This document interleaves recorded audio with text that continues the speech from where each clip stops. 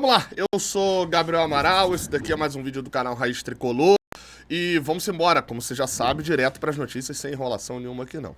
Bem, vamos lá, tá? A gente começa falando aqui nesse vídeo sobre a situação de André. Já já eu vou falar do Emiliano Gomes, que teve novidade e depois teve mais novidade, mas só para abrir com aquelas noticiazinhas básicas que a gente precisa atualizar, a situação do André.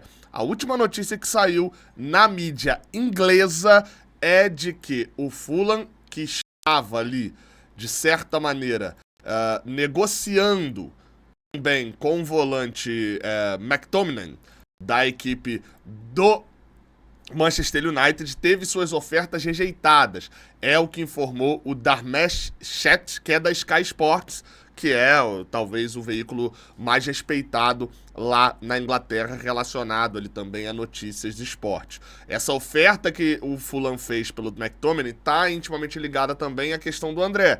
Por quê? Para simplesmente ignorar o Fluminense e não contratar o André, eles precisariam contratar um outro jogador. Sendo isso, o McTominay era uma opção, o United recusou e o André segue sendo uma das opções do Fulham. A proposta, segundo o Jack Talbot, que é o outro jornalista que vem abordando bastante as notícias ali relacionadas a isso, é de que a proposta de 25 milhões de euros feita pelo Fulham para o Fluminense expirou após um término de validade de 15 dias. Eles mandaram ali uma proposta do Fulham pro Fluminense, falando, olha, 25 milhões de euros, mas tem uma data, até tal dia vale essa proposta. E o Fluminense não respondeu, segundo o Jack Talbot, nos 15 dias que teria validade. Ou seja, a negociação segue emperrada. É essa a situação atual da negociação do André. Segue emperrada, mas está naquela situação onde a qualquer momento pode surgir alguma nova notícia. Outro fato, tá? Outra notícia aqui, só para poder fechar. Essa parte aqui de abertura do vídeo. 38 mil ingressos, segundo o GE, já foram vendidos para Fluminense e Juventude. Vou informar que isso é um bom número de ingressos, tá? É um bom número, 38 mil ingressos, não tem ali, obviamente, nenhuma crítica relacionada a isso, mas dito isso, cabe muito mais, tá?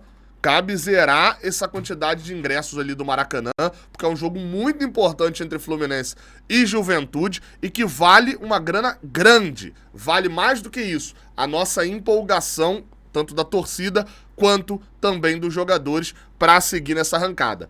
A gente já viu algumas entrevistas, eu vou abordar mais isso no pré-jogo amanhã, mas a gente já viu algumas entrevistas, alguns cenários falando sobre a importância daquela Copa Sul-Americana em 2009 para com o Campeonato Brasileiro, de como ganhar na Sul-Americana afetava também o Brasileirão.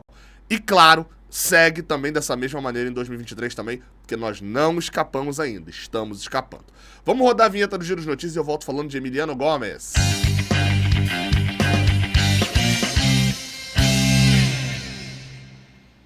Vamos lá, tá? Enquanto você deixa o seu like, que eu estou te lembrando aqui no meio do vídeo. Eu vou em ordem cronológica, ok? E o Brasil vai fazer o 4º gol agora no feminino. Fez. 4-1 Brasil. Classificado pra final, hein? Pô, que maneiro, cara. Medalha garantida, seleção feminina voando. 4-1. Fez o gol que agora, quando deram 15 minutos de acréscimo, o Brasil largou o 4-1. Vambora, tá? Continuando o vídeo aqui. Bem, eu vou na ordem cronológica, ok? Mas primeiro eu vou te dar a notícia que me parece ser a mais chamativa e a notícia que é a mais atualizada. Segundo o Marcelo Neves, repórter do GE. Globo, matéria publicada no próprio Globoesporte.com, no GE. Globo, o Fluminense se retirou da negociação com o Boston River pelo Emiliano Gomes. O Fluminense se retirou dessa negociação. O clube não chegou a um acordo financeiro com os uruguaios e decidiu não seguir na negociação. Só que, antes de ler a matéria do Marcelo Neves, eu vou ler a matéria do Caio Blois na Trivela. Foi publicada hoje mais cedo, 12h56, que dizia: Fluminense se acerta com o Emiliano Gomes e aguarda Boston River por novo reforço. E aí todo mundo pegou isso daqui e falou, beleza, o Fluminense já contratou o Emiliano Gomes.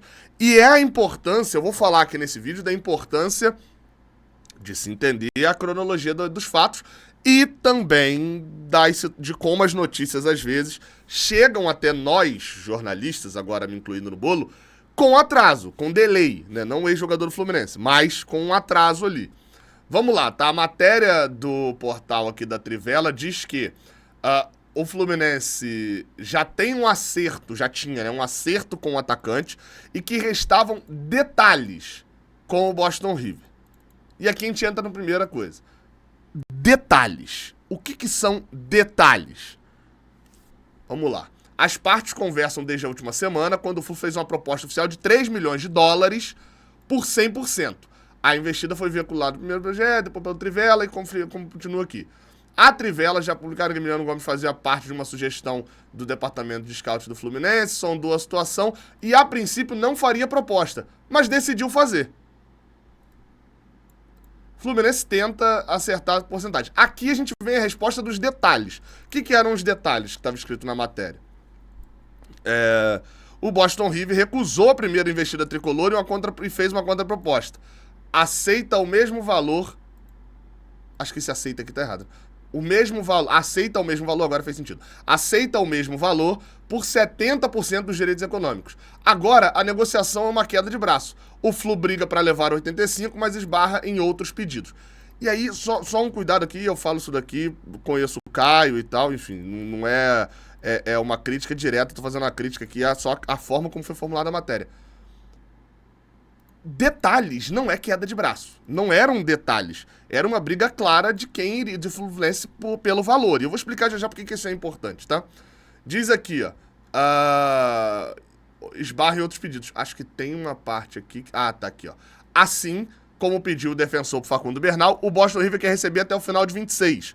Já o Fluminense entende que ceder uma parte dos direitos pede que o prazo seja até 2027. Ou seja, o Fluminense fala, já tô te dando 15% dos direitos, então, meu amigo, prorroga esse pagamento até 27. Com o defensor não funcionou. O Fluminense vai pagar o Bernal até o final de 26. O atacante já aceitou a proposta e quer jogar no Fluminense. Aí tem um tweet aqui do nosso Cauã Pitoco, né, o Cauã Tinoco, repórter do Jornada KTO 1902, falando que ele curtiu vários posts já segue o Fluminense, enfim, tava doido pra vir pro Fluminense. Só que a situação era com o Boston River, a queda de braço. Diz aqui, inclusive, na apuração aqui do Caio, de que o Fluminense se irritou com a situação porque horas após o nome ter sido apresentado em uma reunião do departamento de futebol, diversos jornalistas uruguaios tratavam o negócio como fechado lá no Uruguai. Inclusive, o Bambino Etchegoyen falou que as negociações eram avançadas lá no Uruguai, né? E o Tricolor até então só tinha buscado informações, como Corinthians, Peñarol e Nacional também fizeram. O Estudiantes estava interessado no atacante, o entendimento foi de que os representantes buscavam usar o Fluminense para valorizá-lo. E aí assim não entraria em leilão. Como sondagem da Argentina tinha valores aquém dos pedidos, o jogo virou. Ou seja, o Estudiantes fez uma sondagem querendo pagar menos do que o Boston River esperava, e aí eles voltaram a buscar a diretoria do Fluminense, e que agora falou diretamente com o Boston River, mas enfim, a gente já sabe que não deu muito certo. Bem, vamos para a matéria do GE. Isso aí foi o detalhamento do Caio. Discordei ali da parte dos detalhes, né? Afinal de contas, queda de braço por percentual e forma de pagamento não são detalhes, são justamente o mote do negócio. Saiu a matéria agora do Marcelo Neves de que uma reunião foi realizada nesta segunda-feira, onde foi comunicada a saída do Fluminense da negociação. Por quê? O Fluminense fez uma proposta de 3 milhões de dólares por 100%, o Boston River sinalizou que queria esse valor, mas só por 70%, e o debate pela porcentagem final fez a negociação se estender, só que, assim como as discussões sobre formas e prazos de pagamento, né? Como você vai pagar a cada 6 meses, vai pagar a cada 3 meses, e vai pagar até 27, até 26, enfim. Continuaram as conversas, mas a negociação não seguiu. Apesar do jogador se encaixar num perfil pedido por Mano Menezes, essa ideia não avançou. Vamos lá, tá? Só pra gente fechar aqui a situação do Emiliano Gomes, se não surgir nenhuma novidade a mais, tá? Vamos lá. Qual que é a situação? É uma ótima oportunidade que está passando pelo Fluminense. De fato, o jogador parece ser bom, de fato, o jogador parece que vai ter um aumento de valor agregado a ele, vindo pro Fluminense se destacando no Brasileirão, tem esse potencial, e o jogador é jovem, forte fisicamente, tem um potencial alto. Daria certo? Sei lá, meu irmão. Tem gente que parece que tudo vai dar certo e dar errado, enfim, não dá pra garantir nada no futebol. A verdade é essa. Dito isso, parecia um bom investimento. Agora, não dá também pra gente entrar numa margem, e que era a minha preocupação na negociação do Facundo Bernal, de que o Fluminense tem que fazer loucuras. O Fluminense já está fazendo loucuras financeiras, mas não exatamente por um jogador. Fazendo no ano inteiro no mercado. Fez loucuras completamente malucas no início do ano relacionado a contratações. E aí, parêntese aqui aberto. O Fluminense contratou um jogador que neste momento já rescindiu com o Fluminense e está jogando pelada com um influencer. Que é o Douglas Costa, apareceu num vídeo jogando com o Negrete lá, o influencer de futebol carioca. Olha o naipe das contratações do Fluminense no início do ano. Tá tentando se livrar do Gabriel Pires agora. Então, enfim, né? O Renato Augusto, que chegou a peso de ouro, tá no banco, ainda tá no banco, pelo menos. A situação é muito complicada do absurdo que foi aquela janela do início do ano. Agora, no meio do ano, as contratações parecem ser interessantes. Aonde que tá o problema? Tá gastando muita grana.